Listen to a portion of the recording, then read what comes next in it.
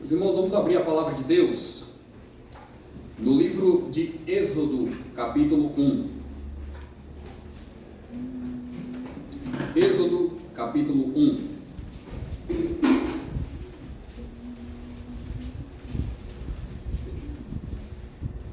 Nós vamos ler os primeiros 7 versículos. Por enquanto, nós ficaremos apenas com estes 7 versículos do livro de Êxodo. Êxodo 1, de 1 a 7.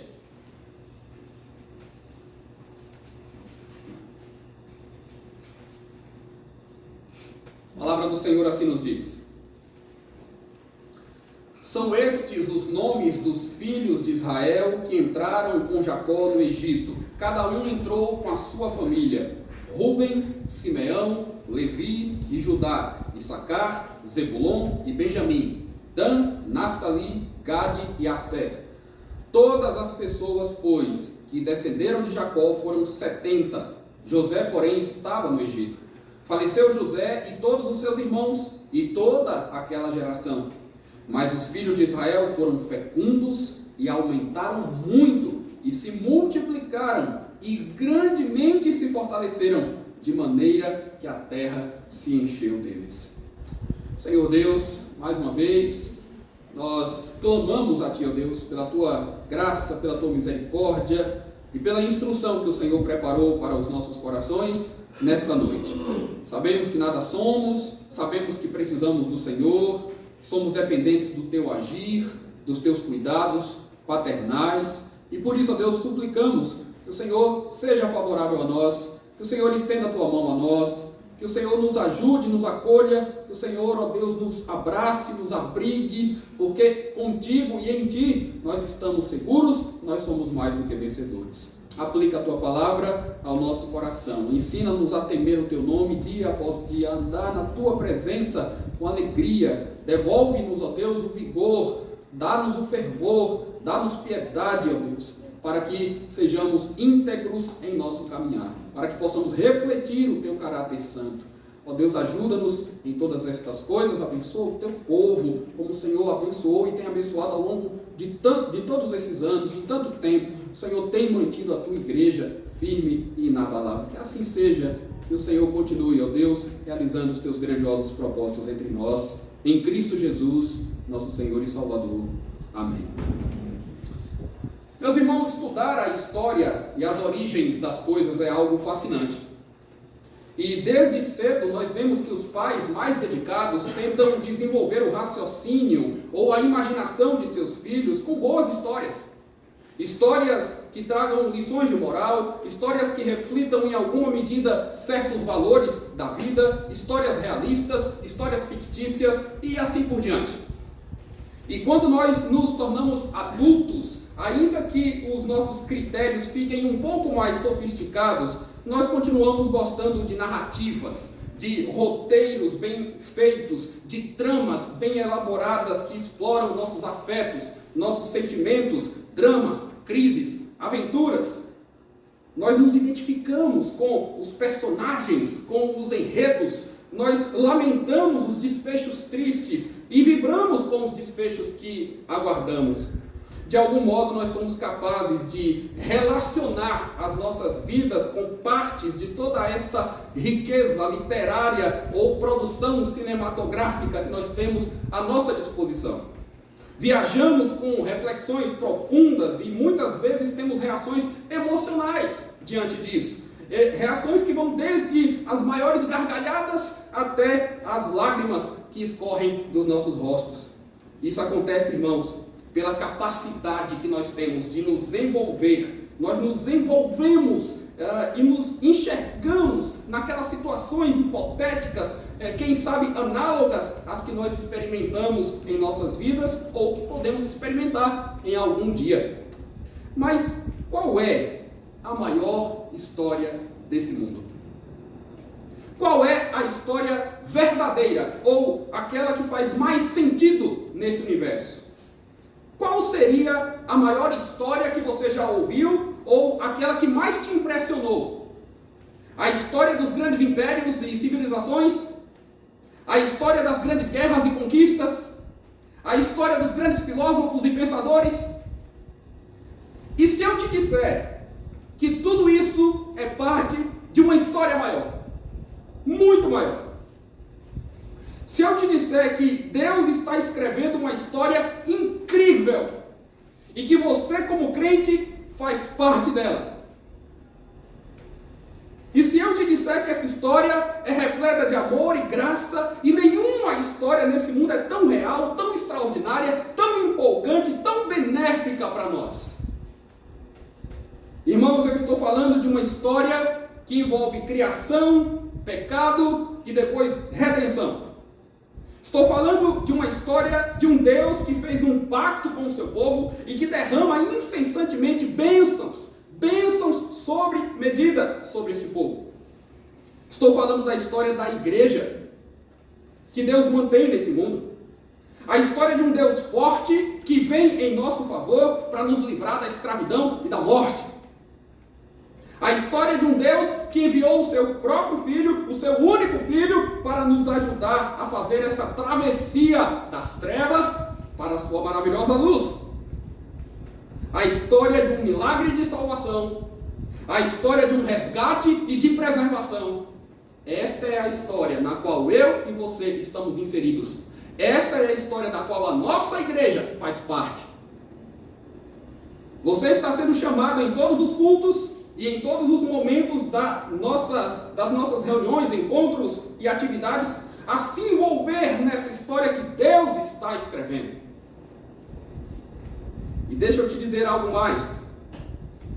Essa história tem um grande protagonista chamado Jesus Cristo, o Invencível. Ele é o grande protagonista dessa história. E essa linda história tem milhões e milhões de coadjuvantes, que somos nós, e cujo brilho vem justamente desse protagonista. Ele brilha, e nós refletimos o brilho dele. E o conjunto maravilhoso dessa história foi registrado nos volumes do maior livro já escrito em todos os tempos, a Bíblia Sagrada. Um Salvador, um poderoso inimigo derrotado, um povo sofredor redimido, um livro escrito para nos contar como isso aconteceu e como isso pode transformar a nossa existência. Meus irmãos, essa é a tônica das Escrituras como um todo, mas essa é também a tônica do livro de Êxodo. Êxodo é o segundo livro da Bíblia. O nome do livro no hebraico não faz muito sentido para nós. É como se... seria essa frase inicial. E estes são os nomes. É uma expressão que no hebraico significa justamente a tradução desta frase. A Septuaginta traduziu o nome como Êxodo. A tradução do hebraico, do Antigo Testamento, do hebraico para o grego, utiliza então essa nomenclatura, Êxodo, porque se compreendeu que o livro fala sobre isso. Êxodo é saída, partida, passagem, travessia. O livro de Êxodo vem logo depois do livro de Gênesis, e ambos possuem o mesmo autor, Moisés, cuja trajetória já vai começar a ser pormenorizada, se vocês observarem, a partir do capítulo 2. Gênesis mostrou como se deu os primeiros grandes eventos que marcaram o mundo e a humanidade. Vejam que história fabulosa. Fala sobre como Deus criou todas as coisas num espaço de 6 dias, como Ele fez o homem à sua imagem e semelhança, como Ele deu mandatos para que esse homem pudesse cumprir. Segue o livro de Gênesis contando sobre o pecado e as terríveis consequências que o pecado causou no mundo, seus terríveis danos. Nós temos alguns detalhes sobre o dilúvio, juízo de Deus sobre a terra, e o recomeço de tudo posterior com a família de Noé.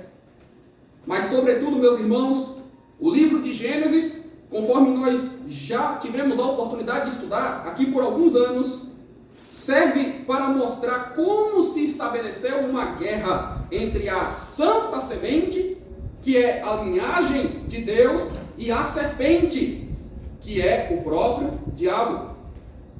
Há uma promessa feita ainda em Gênesis 3, em que Deus se compromete a enviar um descendente que vai esmagar a cabeça da serpente. Mas essa promessa parece ser constantemente ameaçada. Essa promessa parece ser constantemente posta em dúvida. Êxodo vai mostrar, meus irmãos, que essa ameaça parece permanecer no cenário. Mas o que fica patente é que esta semente será preservada até que o Messias venha. E o conjunto desta obra da Escritura Sagrada vai nos mostrar exatamente isso. O Evangelho de Mateus, que nós bem conhecemos, traz uma genealogia para mostrar exatamente isso. A santa semente foi preservada até que o Messias veio. E eu digo para os irmãos que esta santa semente continuará a ser preservada até que o Messias volte. Trata-se claramente, o livro de Êxodo, de uma narrativa de continuidade. O primeiro elemento claro de que essa é uma história continuada é a maneira como o texto começa, meus irmãos, no seu original hebraico. Sabem qual é a primeira letra do texto de Êxodo? Aqui a tradução acabou omitindo isso, né? Ela omitiu a existência de um vav, que para nós seria um e, indicador de continuidade. É como se o livro começasse dizendo assim: e são estes os nomes dos filhos de Israel. Sabe quando você está contando um fato qualquer, e a certa altura você diz assim, e então, e depois destas coisas, e enquanto isso, todos esses es que nós utilizamos servem para mostrar que há uma sequência no nosso relato. Não faz sentido iniciar uma frase, não faz sentido abrir um livro totalmente inédito com um e. Não é verdade? Então, quando isso acontece aqui em Êxodo, irmãos, nós somos remetidos a tudo que está contemplado no livro de Gênesis. E nós somos instados a levar em conta e não nos esquecermos do que foi ensinado até aqui. Não é um livro totalmente distinto, portanto. O livro de Êxodo não é um livro totalmente distinto, mas é um livro conectado com a revelação anterior e que comprova aquilo que nós aprendemos em teologia acerca da progressividade da revelação de Deus. Aos poucos e no decorrer da história, Deus vai se revelando, Deus vai mostrando a sua face, a sua vontade, o seu propósito para o seu povo, para o mundo. Deus foi se revelando aos poucos, até termos o todo do cânon e a perfeita revelação de Deus em Jesus Cristo. Nele, em Jesus, a história se interliga e a história faz todo sentido. Em Jesus, a história da humanidade faz sentido. Em Jesus, a história da igreja faz sentido. Em Jesus, a história da sua vida faz sentido. Isso mostra, meus irmãos, que o nosso Deus, o nosso grande e poderoso Deus, tem um projeto, tem um plano mesmo, que contém várias etapas encadeadas. As coisas prosseguem e sempre prosseguirão sob a direção de Deus. Uma hora o povo está no Egito, em outro momento eles estarão no deserto, em outro momento eles estarão na terra prometida, em outro momento eles estarão no cativeiro da Babilônia, em outro momento eles retornam a Jerusalém, em outro momento o evangelho vai ser pregado no mundo inteiro, em outro momento nós vamos perceber que o povo de Deus vai estar no culto do domingo à noite na Peniel, e em outros lugares também da terra. Em outro momento nós vamos ter tribulações, em outro momento nós iremos celebrar as bênçãos, e essa história continua, e só vai terminar quando o Senhor Jesus Cristo voltar, quando Ele vier novamente. E isso, meus irmãos, nos conecta a tudo que acontece na Escritura também. Isso nos faz perceber que a Bíblia não é um livro distante de nós. Quando nós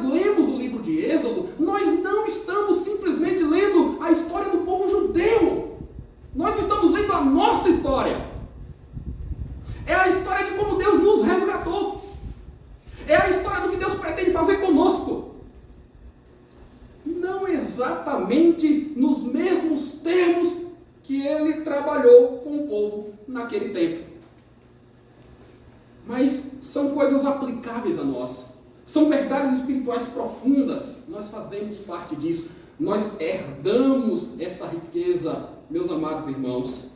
Nós também carregamos o nome de Deus. Nós também recebemos os mandamentos de Deus, aos quais nós devemos obediência. Nós também temos um Redentor, um Salvador, que veio para nos livrar da escravidão. Confiemos no plano de Deus. O livro de Êxodo nos ensina a confiar no plano de Deus. A história que Deus está escrevendo não acaba quando nós ficamos fracos. Não acaba quando nós sofremos algumas derrotas. Não acaba quando nós somos escravizados pelos nossos erros ou pelos nossos pecados. A história que Deus está escrevendo não acaba quando nós morremos. Deus vai seguir levando os seus planos adiante por meio de nós, enquanto tivermos vida, por meio dos novos crentes que se achegarem a nós, por meio dos nossos descendentes, das novas gerações que vão surgir, daqueles que nos sucederão. Essa é uma história de Deus. Nós devemos ser pacientes. Nós não precisamos, irmãos, nos desesperar com nada. Grandes homens do passado morreram e Deus continuou a sua obra. Abraão morreu e Deus continuou a sua obra. José morreu, foi sepultado e Deus continuou a sua obra. Moisés morreu e Deus continuou a sua obra. Samuel morreu, Davi morreu, heróis da fé morreram e Deus continuou a sua obra. A obra é de Deus, não é de homens. A obra é de Deus, não é nossa. Algo que sempre traz, irmãos, muita tranquilidade hoje ao meu coração é quando eu penso, a igreja pertence a Deus. Ela pertence a Deus. E Deus faz tudo como Ele quer, no seu devido tempo, usando aqueles que Ele quer. Não é do jeito que nós queremos, é do jeito que Ele quer. O nosso tempo é limitado. O nosso tempo é restrito. Deus não é limitado, nem é restrito. Às vezes, irmãos, nós somos apressados, às vezes nós somos estressados, às vezes nós somos ansiosos, porque nós queremos realizar as coisas no nosso tempo, do nosso jeito, e nós não consideramos aquilo que Deus pretende fazer. Às vezes, nós queremos, por causa do pecado que distorce e embaça a nossa visão, buscar a glória para nós mesmos. Então queremos ser apressados para levarmos a glória conosco. Deveríamos nos preocupar com a glória do nome de Deus, porque é exatamente com isso que Deus está interessado, na sua própria glória. O tempo e o modo de fazer as coisas, meus irmãos, pertencem ao Senhor e é diferente do nosso. O povo não queria ficar 400 anos no Egito. O povo não queria ficar 40 anos no deserto. O povo não queria ficar 70 anos no cativeiro. Mas o Senhor da nossa vida é também o Senhor do tempo. Gostaríamos que o nosso sofrimento fosse sempre abreviado. Gostaríamos que Satanás já não tivesse nenhuma influência. Gostaríamos que os nossos sonhos fossem realizados. Gostaríamos que a nossa igreja já tivesse superado alguns dos seus traumas e problemas. Gostaríamos de já estar desfrutando de vitórias que talvez hoje pareçam tão distantes nesse momento. Tanto faz, irmãos. Tanto faz. Tenhamos calma, sejamos perseverantes, porque os planos de Deus são melhores do que os nossos e as coisas têm um tempo e um propósito para acontecerem. Nós devemos confiar nele, entregar o nosso coração, os nossos anseios a Ele. Ele é o Senhor da glória, Ele é o Senhor da história, não nós. A Ele seja a glória, não a nós.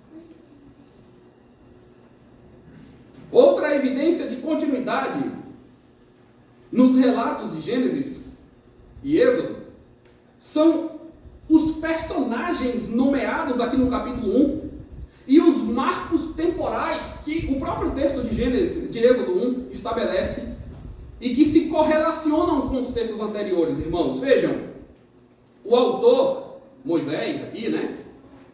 Ele escreve e já pressupõe que os seus leitores, ele já pressupõe que você sabe quem é Rúben, Simeão, Levi, Judá e assim por diante, porque a história desses homens já está contada em Gênesis.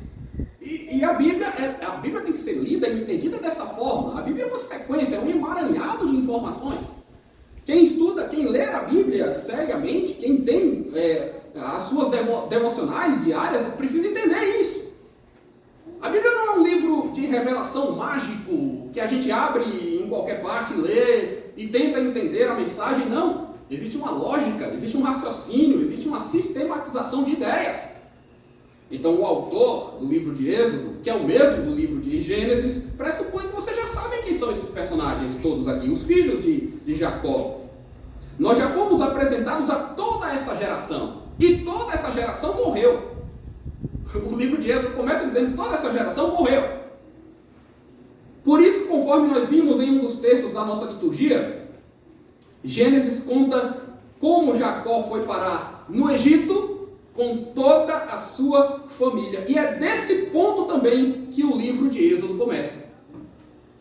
Então, não é por acaso que nós lemos aqui Gênesis 46, que fala dos nomes daqueles que foram para lá, como os egípcios, naquele momento, sob o governo também de José, enviaram carros, enfim, como é que eles trouxeram Jacó e os seus filhos para viver, para habitar lá no Egito. E o livro de Êxodo começa justamente daí, para nos conectar, para que nós tenhamos o fio da meada, né? Como a gente costuma dizer.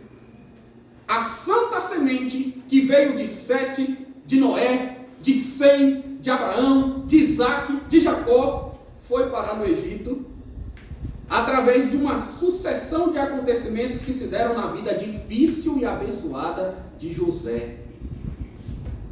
E a história de José está muito bem contada, com riqueza de detalhes, no livro de Gênesis.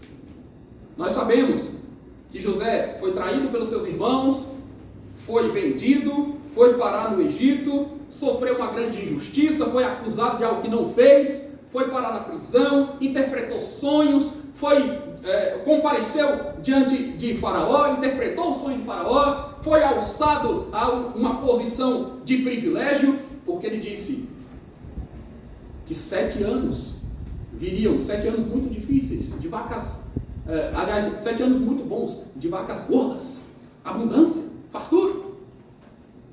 E ele preveniu: Faraó, vai ser necessário fazer um estoque. Guarda mantimento, porque depois desses 7 anos de abundância virão 7 anos bem difíceis. E Faraó diz: esse é o sábio que eu preciso para me ajudar na administração de tudo. E José se torna governador do Egito, na providência de Deus. Ele se torna um homem poderoso no Egito. E é por causa do que acontece com José que depois os seus parentes, a sua parentela, seus irmãos, seu pai, também acabam indo viver ali. Mas o texto inicial de Êxodo, irmãos, também revela que José faleceu com todos os seus irmãos, toda aquela geração, exatamente como o último texto de Gênesis se encerra. Dê uma olhada em como se encerra o livro de Gênesis. O livro de Gênesis se encerra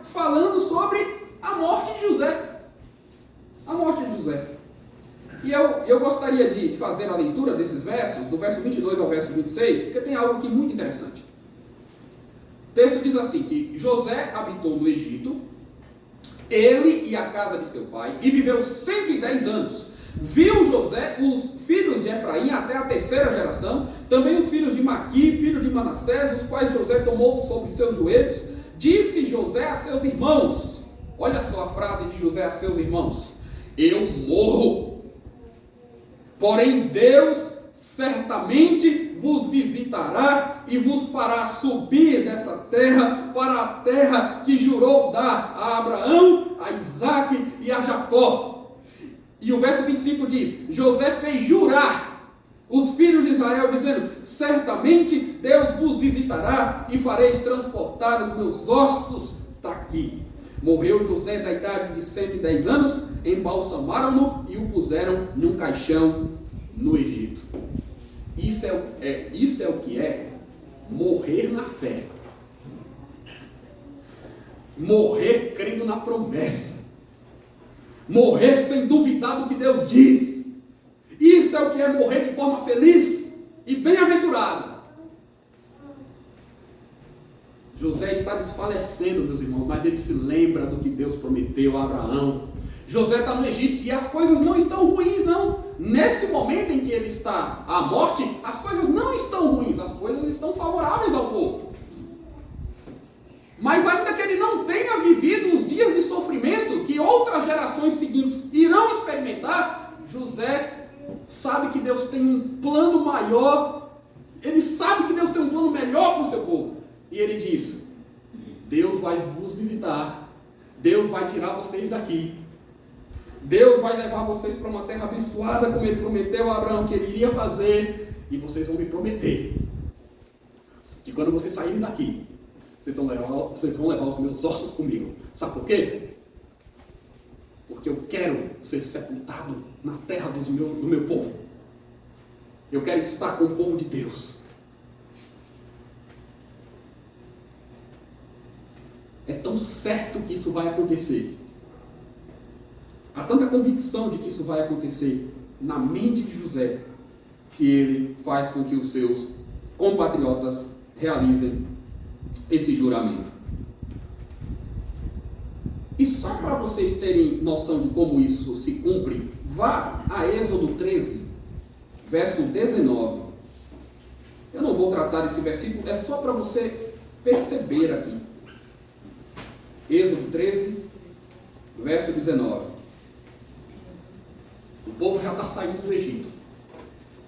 O povo já está sob a direção de Moisés. A última praga já tinha sido lançada, né? Deus está guiando o povo pelo caminho. E o que é que diz o verso 19?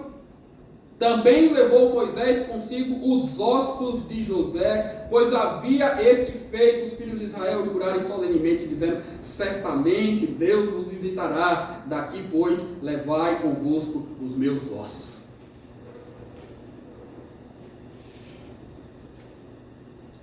Claro, nós estamos falando de livros que têm o mesmo autor. Moisés tem essa lógica na cabeça dele. Ele está nos mostrando estas coisas. Portanto, merece destaque a fé de José na providência de Deus. Como eu estou dizendo aqui há algum tempo, nós devemos confiar na promessa, na providência, na palavra que Deus deu. Então, irmãos, ocorre com os livros de Gênesis e Êxodo algo muito semelhante com o que ocorre no Novo Testamento com os livros de Lucas e Atos, né? Os livros de Lucas e Atos, mesmo autor, Lucas, ele encerra o seu evangelho falando sobre a ascensão de Jesus. Ele começa o livro de Atos justamente daí, falando sobre a ascensão de Jesus. Ele encerra o evangelho falando sobre as coisas que Jesus fez e ensinou. Ele começa o livro de Atos dizendo o que Jesus continuou a fazer e a ensinar. De uma forma diferente, em uma nova etapa, em uma nova fase da vida da igreja, e após também a própria descida do Espírito Santo. Porque Deus é Senhor da história e em todas as épocas e fases e etapas, Ele está agindo em meio ao seu povo. Mas voltando para Êxodo 1, irmãos, o que é que aconteceu depois que Jacó, José e todos os seus irmãos morreram? os descendentes deles, o texto diz que os descendentes deles, os filhos de Israel, se multiplicaram. Se multiplicaram, foram fecundos, aumentaram muito e se fortaleceram. Aqui, novamente, nós vemos uma notável relação entre Gênesis e Êxodo. Não sei se os irmãos conseguem perceber, porque essas palavras de Êxodo, dizendo que os filhos de Israel no Egito cresceram, foram fecundos, se multiplicaram, essas palavras lembram muito as ordenanças da criação. Lá de Gênesis, da criação do homem. A reafirmação disso também com Noé. Deus disse: multiplicai-vos, sede fecundos, encham a terra e eu vou abençoar vocês. Então é como se o que o autor está querendo nos mostrar, irmãos, é que foi isso que aconteceu. Deus abençoou o seu povo e permitiu que eles fossem fecundos, se multiplicassem, crescessem, a ponto de, no texto que nós lemos aqui, lá de Gênesis 46, tem uma sutileza lá naquele texto. Tem uma sutileza, que é quando Deus diz assim, Deus está dizendo, lá no Egito, Jacó, não tema ir até o Egito, porque lá no Egito eu farei de ti uma grande nação. Não é impressionante? Deus não está dizendo, eu vou tirar você e fazer de você uma grande nação. Isso vai acontecer. Mas Ele está dizendo lá mesmo, lá no Egito, eu farei de você uma grande nação. Vocês vão se multiplicar. Vocês vão crescer ali. E de fato, nós vamos perceber na sequência que os próprios egípcios vão se sentir ameaçados com aquele crescimento. Meus irmãos, notem a semelhança e percebam o seguinte: Deus cumpre a sua palavra. Deus cumpre as suas promessas. Passe o tempo que passar, Ele cumpre o que Ele diz, e mesmo lá no Egito, mesmo o povo dele ficando 4 séculos ali, Deus ainda se lembrava da aliança que fez com Abraão. Deus ainda estava disposto a concretizar o prometido. Deus não se esquece de nada. Deus não falha em sua providência. O povo está lá no Egito e Deus está abençoando o povo. E Deus está ouvindo o seu clamor. E Deus está sustentando. E Deus está fazendo eles se multiplicarem. Essa é uma forma muito clara de Deus dizer o seguinte: eu preservo a minha semente na terra. Eu preservo a minha igreja, os meus filhos. Eu faço com que eles sejam prósperos, com que eles sejam bem-sucedidos, com que eles cresçam, se multipliquem. Apesar das aflições que irão surgir e das opressões, o povo de Deus era fecundo e crescia. O verso 5, irmãos, do nosso texto aqui, de Êxodo 1, faz um contraste com o verso 7, inclusive. Porque quando os hebreus foram ao Egito, o número arredondado de pessoas era 70. 70 pessoas foram resgatadas da fome para viver no Egito. Foram bem tratados por um tempo. Depois as coisas mudaram. Ainda assim, lá, eles se multiplicaram. E o que era um pequeno conglomerado de 70 pessoas se transformou em uma multidão tão grande que cálculos conservadores estimam cerca de 2 milhões de pessoas quando Israel saiu do Egito. Para pensar, imagine isso: 70 pessoas, 2 milhões de pessoas. Bênção de Deus.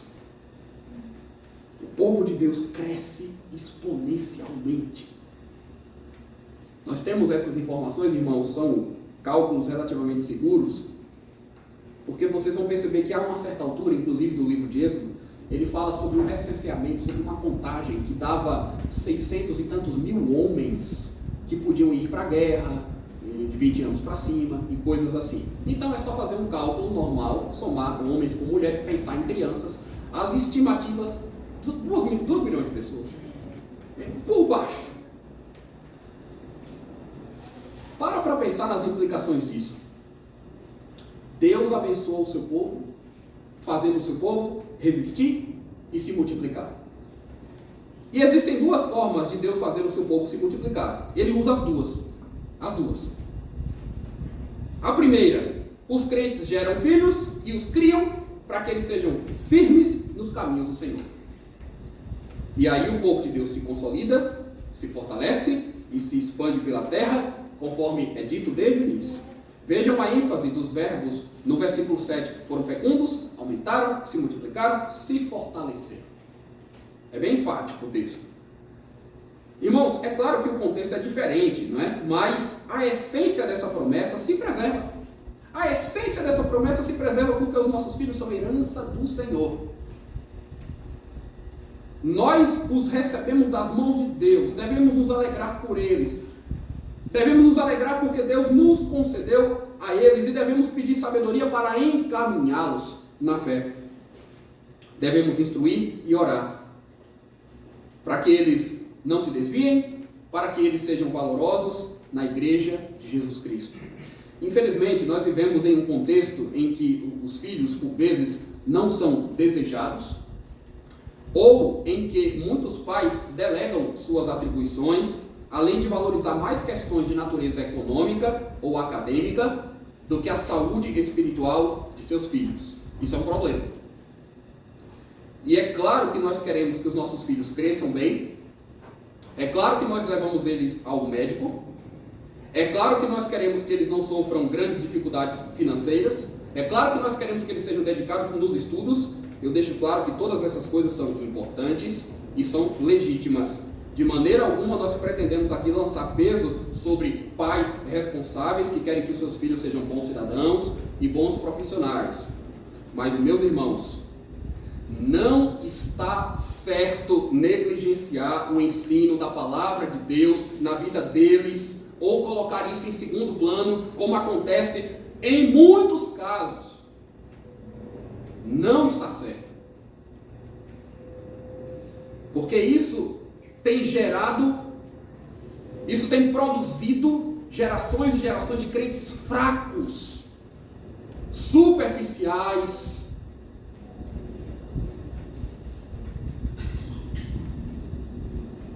E sabem, meus irmãos, por quê? Que alguns filhos podem ficar com a impressão de que a vida devocional ou a vida com Deus é algo secundário. Porque, para nossa tristeza, às vezes os pais transmitem exatamente isso no cotidiano. Exatamente isso.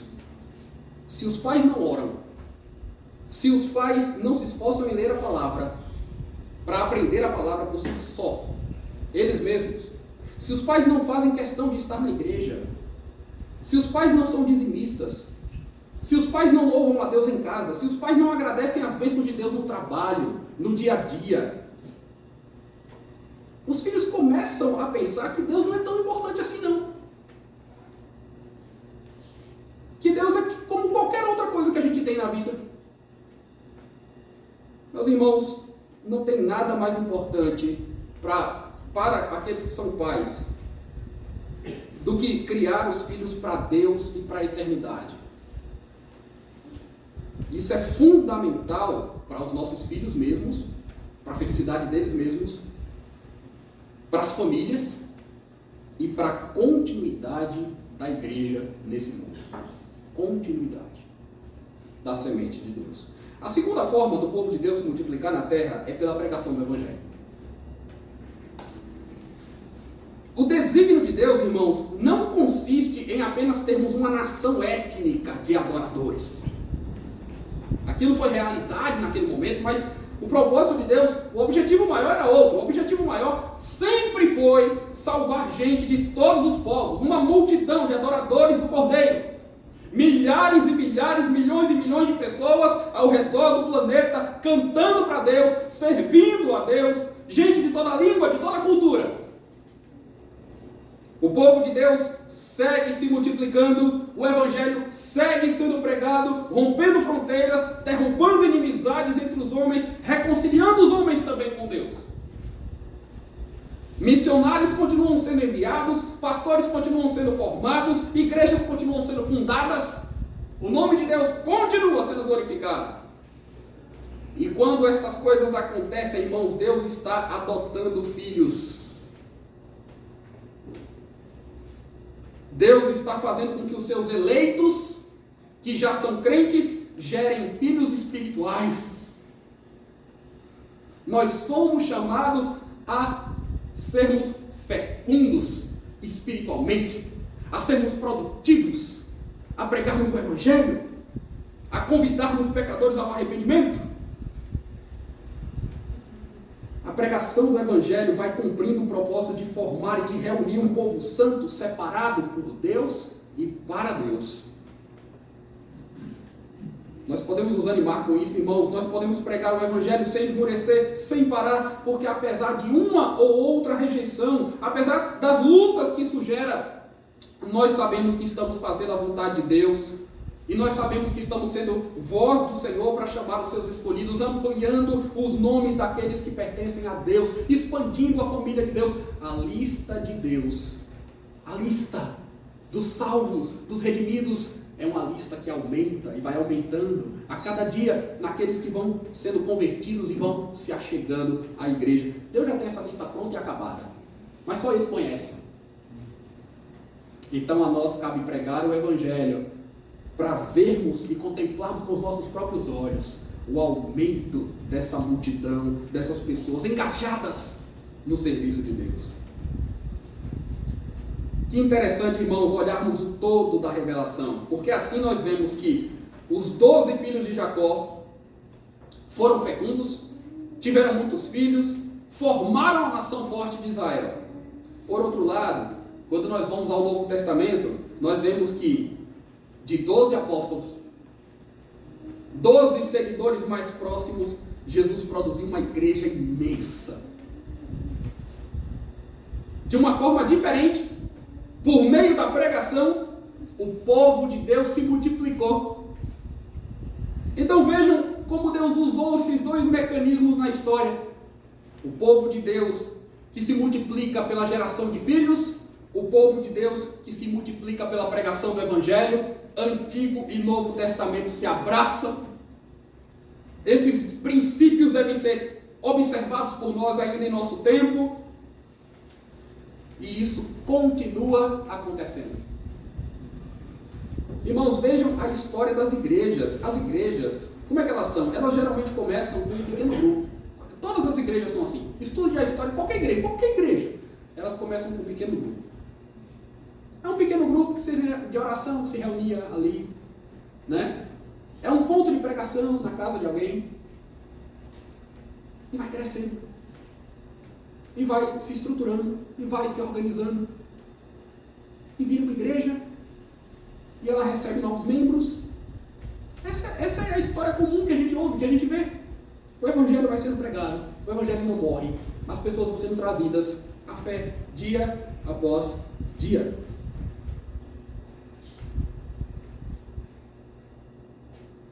A ponto de algumas igrejas crescerem tanto que elas se tornam mães de outras igrejas mães de outras que vão surgindo.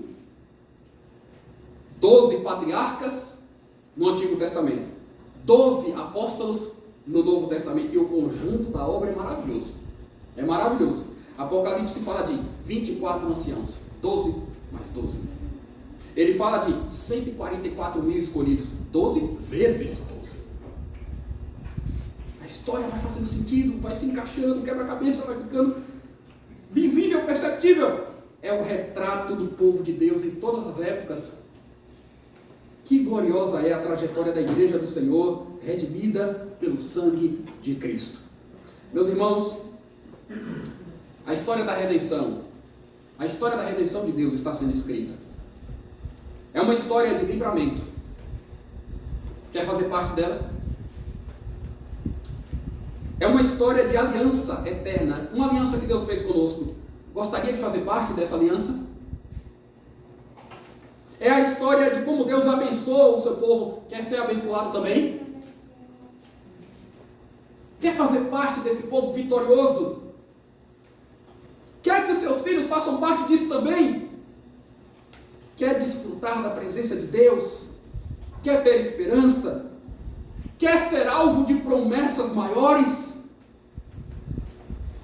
Você quer viver na terra prometida? Na Jerusalém celestial? Quer ser protegido?